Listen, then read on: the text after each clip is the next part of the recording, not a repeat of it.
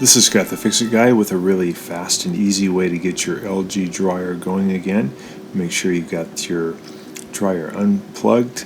Just doing a little test here in the beginning. I turn it on and I'm calling for heat. Let it go for about 2 minutes. And when I open the door, I notice that it's spinning, but it's not getting any heat.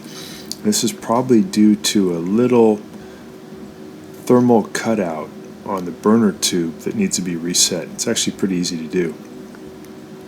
So we got to make sure again it's unplugged, and then we're going to pull the dryer out away from the wall, and we want to expose its right side.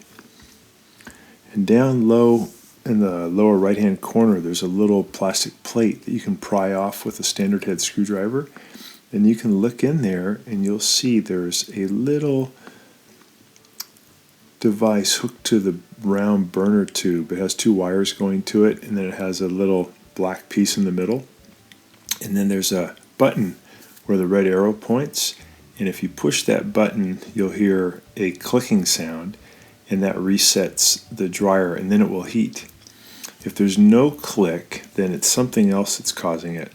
This is a dryer vent tube that has too many twists in it, and that can make it trip this little switch, and then you have to reset it. Also, the vent tube sometimes can get too much lint built up in it, so if you reset it, you've also got to get rid of that lint so it won't trip it again. So that's all there is to it, and then you just put your plastic cover back in, get your dryer back into position, and try and get rid of as many twists in the tube. I'm also going to clean it out with this vent cleaning tube to make sure that there's not a lot of lint in there. I found that there was about a basketball size amount of lint caught in here, so that's probably that and all the twists and turns that made it trip.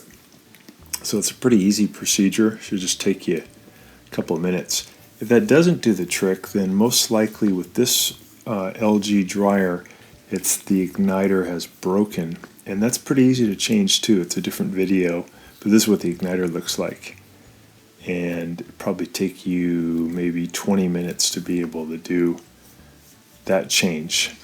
But pretty easy to do this procedure, and it's very common. Maybe 80% of the time that's what causes the LG dryer to not heat. So I hope this has been helpful to you, and please subscribe to our channel when you get a chance. Thanks for watching.